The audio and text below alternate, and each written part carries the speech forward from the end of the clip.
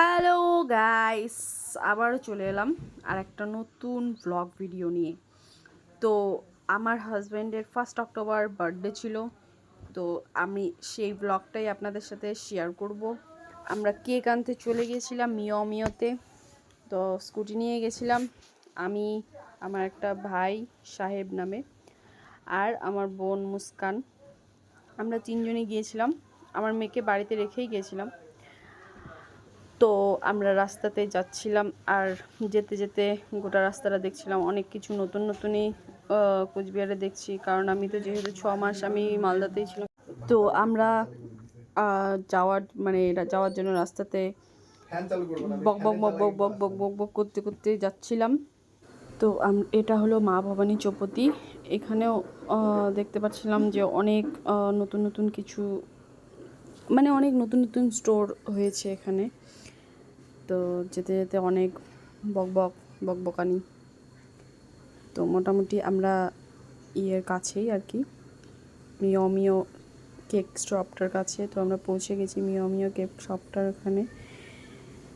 তারপরে আমরা কেক শপের ভেতরে ঢুকলাম, ঢুকে ডিসাইড করছিলাম কোন কেকটা নিব। অ্যাকচুয়ালি আজকে তো ধরো রাত্রিবেলা কেকটা কাট করব, তার জন্য ভাবছিলাম ছোটো মোটো কেক নিয়ে, পরের দিন সেলিব্রেশন হবে, তার জন্য একটা ছোটো মোটো এই কেকটা সিলেক্ট করলাম রাত্রিবেলা কেক কাটিং করব জন্য। তো কেমন হয়েছে কেকটা সবাই জানাবে অবশ্যই কমেন্টে। তারপর কেক নিয়ে আমরা চলে আসলাম, কেকটা ওখানে রেখে দিয়েছিলাম, হাতে নেইনি। তারপরে আমরা বেলুন কেনার জন্য বেলুন স্টোরে গেলাম, ওখানে বাজারের ভিতরেই কিছু বেলুন টেলুন নিয়ে নিলাম, যেহেতু পরের দিন একটু ভাবছিলাম যে বাড়িটাকে ডেকোরেট করব একটু সেলিব্রেশনের জন্য। তারপর ওখান থেকে টুনি বাল্ব কেনার জন্য আমরা বাজারের ভেতর দিয়ে ওদিকে টুনি বাল্বের দোকান আছে, ওখানে চলে গেলাম। ওখানে আসলে একটু কম রেঞ্জে ভালো ভালো টুনি বাল্ব পাওয়া যায়, সস্তায় সস্তায়। তো ওখান থেকে টুনি বাল্ব নেওয়া শেষ হয়ে তারপরে আবার রিটার্ন চলে আসলাম সব কিছু নিয়ে।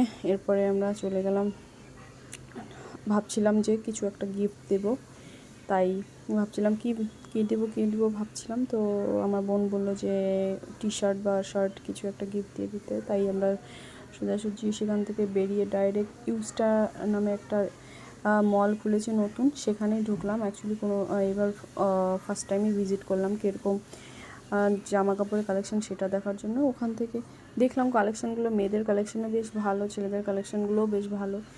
তো ওখান থেকেই আর কি কিছুক্ষণ আমি ওখানেই ছিলাম আর কি, দাঁড়িয়ে থেকে থেকে তারপর ওখান থেকে জিনিসগুলো নিলাম, যেটা আর কি দরকার আমার।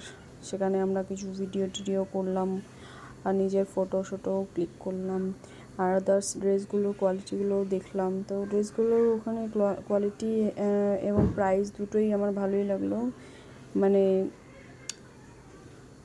ভালোই আর কি। যারা ধরো মধ্যবিত্ত পরিবারের তাদের জন্য আই থিঙ্ক ভালো আছে, শর্ট রেঞ্জের মধ্যে ভালো ভালো কালেকশনও আছে, সুন্দর সুন্দর স্টাইলিশ কালেকশন নতুনত্ব। তো ওখান থেকেই আরও আমার জন্য ড্রেসগুলো, আমি কিছু ড্রেসও ট্রায়াল করলাম কিন্তু নেইনি, আজকে ভাবছিলাম নেব না, তো সেই জন্য আজকে আসছিলাম, যার জন্য ড্রেস কিনতে এসেছিলাম তার জন্যই জামা কাপড় নিলাম। তো সবাই মিলে ওখানে তিনজনেই খুব মজা করছিলাম। ফাইনালি এই শার্টটা আর এই টি শার্টটা, যেহেতু সামনে ঠান্ডা চলে আসলো তার জন্য ওই ফুল সোয়েটার টাইপ একটা টি শার্ট নিলাম, আর ওই শার্টটা নিলাম। শার্টটা আমার বেশ পছন্দ হয়েছিল, সবারই পছন্দ হয়েছিল। তো সেখান থেকে আমাদের বিলিং টিলিং করলাম, বেশ স্টাফদের ব্যবহারও খুব ভালো। আরেকটা জিনিস কি, ওখানে আমি আমার গাড়ির চাবিটাও ভুলে গেছিলাম, তারপর আবার রিটার্ন চলে আসছিলাম। এসে তারপর যেখানে ট্রায়াল করছিলাম ওখানেও খুঁজলাম কিন্তু পাইনি। তারপর লাস্টে এই দাদাটার কাছ থেকে চাবিটা আবার পেলাম, এই দাদাটাই রেখেছিল, অ্যাকচুয়ালি আমি ভুলে গেছিলাম। তো তারপর পেলাম, তারপর ওখান থেকে বেরিয়ে চলে আসলাম।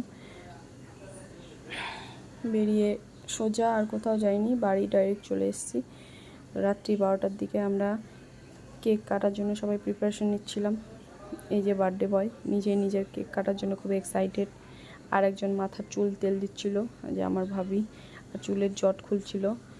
আর আমার মেয়েও এমনিও সারা রাত মানে 1টা-1:30টার আগে তো ঘুমায় না। তো যেহেতু পাপার বার্থডে, তো আরও ওটা আমার ভাস্তি, দুজনে খুব এক্সাইটেড। তো মনে হচ্ছিল ওদেরই বার্থডে, আর বাচ্চারা বেশি খুশি হয় বড়দের তুলনায় আই থিঙ্ক। তো সবাই কেক টেক কাটিং করলো, করার পর ওরা কেক টেক খেলো, আমিও খেলাম, আমাকেও খাইয়ে দিল, আমিও খাইয়ে দিলাম। তো আজকের দিনের মানে রাত্রিবেলা সারপ্রাইজটা এটা ও অ্যাকচুয়ালি জানতো না, ওকে জানাইনি।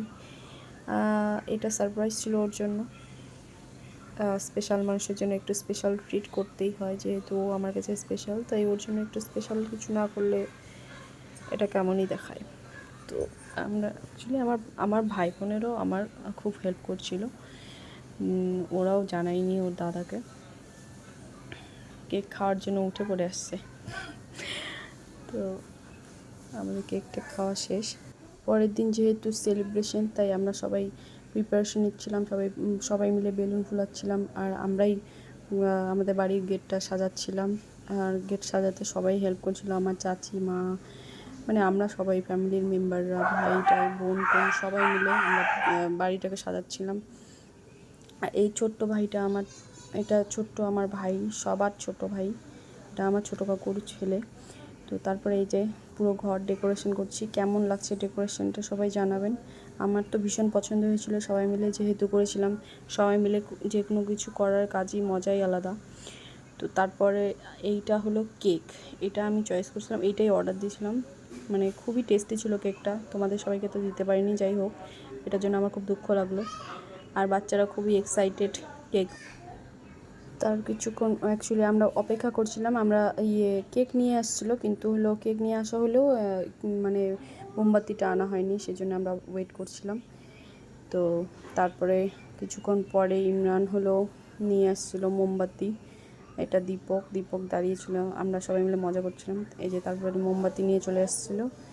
তারপরে যে বার্থডে বয় সেই নিজের মোমবাতি জ্বালালো, তারপরে কেক কাটলো, 2জন বাচ্চাকে ধরে কেক কাটা হলো, আমরা সবাই তাকে উইশ করলাম। তো আজকের ভিডিওটা আমি এতটুকুনি রাখছি। সবাই ওকে হ্যাপি বার্থডে উইশ করে দিবেন। আর আমার ভিডিওগুলো আপনাদের কেমন লাগে, আশা করছি ভালো লাগে। যদি ভালো লাগে তো like, comment and share please করবেন।